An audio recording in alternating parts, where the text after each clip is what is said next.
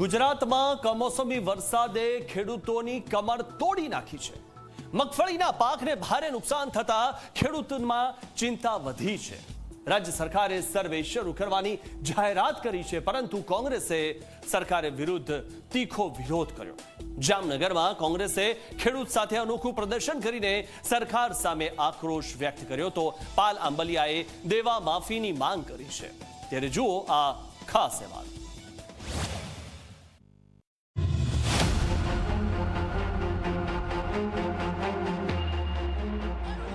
જામનગર જિલ્લા પંચાયત સર્કલમાં આજે જોવા મળ્યો અનોખો વિરોધ।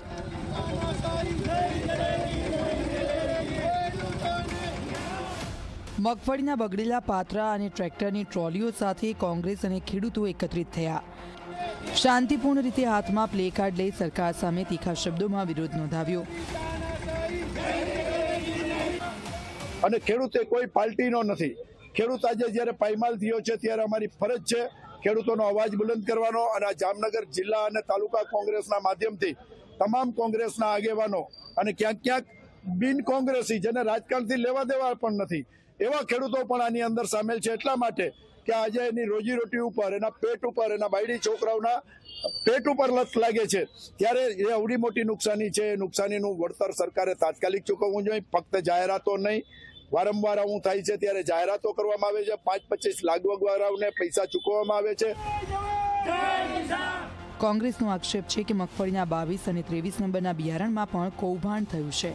કોંગ્રેસના નેતાઓએ ખેતીવાડી અધિકારીને આવેદનપત્ર આપીને તાત્કાલિક સહાય અને તપાસની માંગ કરી છે।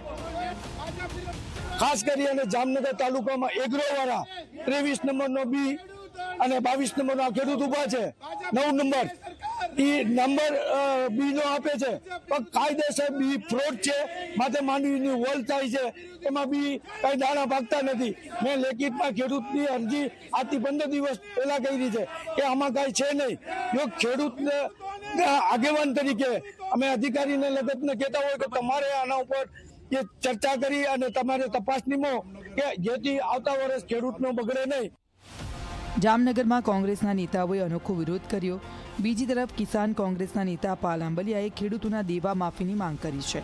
છેલ્લા 7 સિઝનથી ખેડૂતો કુદરતી માર સહન કરી રહ્યા છે અને હવે સરકારે હકનો હાથ લંબાવવો જોઈએ। તો સરકારના દેખાડવાના અને ચાવવાના દાંત અલગ કેમ? લેખિતમાં 12 દિવસ અને 20 દિવસ લખે છે અને મૌખિક જ્યારે જાહેર માધ્યમોમાં અહેવાલ આપે છે ત્યારે એમ કહે છે કે 7 દિવસમાં આ સર્વે પૂરો કરવો।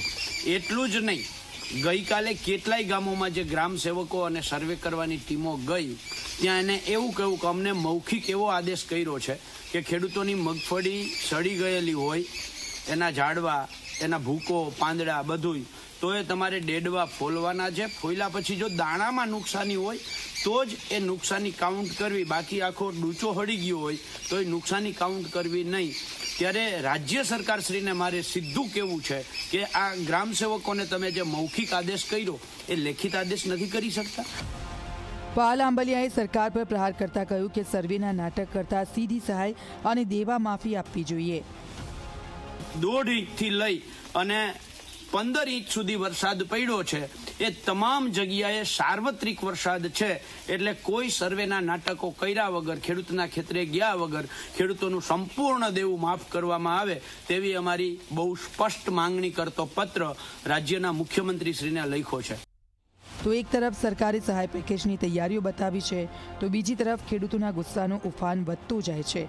ત્યારે આ વખતે ખેડૂતોને વચન નહીં પરંતુ વાસ્તવિક રાહત ક્યારે મળે છે? Bureau report, Zee media.